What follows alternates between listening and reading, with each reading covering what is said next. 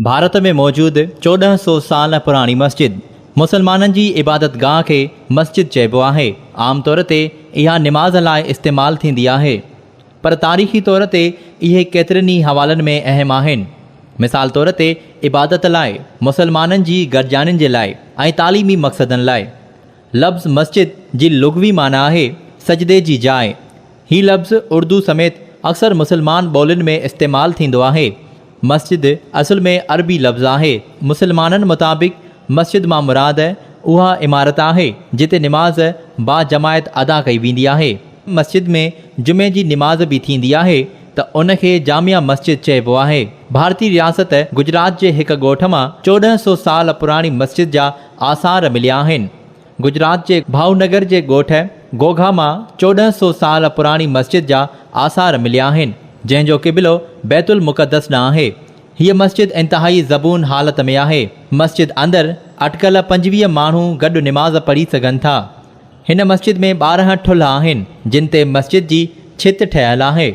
मस्जिद जी छित मथां गुंबज़ आहिनि ऐं दीवारूं तराशियल आहिनि ऐं मस्जिद जे महिराब ते अरबीअ में बिस्मिल्लाह ऐं ॿियूं आयतूं लिखियलु आहिनि। मुहक़िक़नि जे मुताबिक़ हीअ मस्जिद पंहिंजे दौर जे लिहाज़ खां मस्जिदुल हराम, मस्जिद नबवी ऐं मस्जिद अक़सा खां पोइ रोए ज़मीन ते वाहिद मस्जिद थी सघे थी। 7वीं सदीअ जी शुरूआत में पहिरीं अरब वापारी हिते समुंड ज़रिए पहुता ऐं पोइ हुननि हिते हीअ मस्जिद ठाही। हीअ मस्जिद उन वक़्त जी आहे जॾहिं मुसलमान बैतुल मुक़द्दस तरफ़ मुंहुं करे निमाज़ पढ़ंदा हुआ। मस्जिद जे महिराब जो बैतुल मुक़द्दस तरफ़ हुजणु इन ॻाल्हि खे साबित करे थो। हीअ क़दीमी मस्जिद मक़ामी तौर ते जूनी मस्जिद या बारवाड़ा मस्जिद याने गुजरातीअ में ॿाहिरियनि माण्हुनि जी मस्जिद जे नाले सां मशहूरु आहे। हिन मस्जिद खे निमाज़िन क़िबले जो रुख़ तब्दील थियण बाद छॾे ॾिनो। इन जी छित जो अधु हिसो ड्रही चुको आहे ऐं इन जे थंभनि खे सपोर्ट जी ज़रूरत आहे। मस्जिद जे दरवाज़े ते लॻल हिकु बोर्ड निमाज़िन खे ख़बरदार करे थो त हिते निमाज़ न पढ़नि, छो त इन जो महिराब काबे जे साम्हूं न आहे। बोर्ड ते इहो बि लिखियलु आहे त मस्जिद जे ढांचे खे नुक़सानु न पहुचायो वञे, छाकाणि त इहो हिकु विरसो आहे।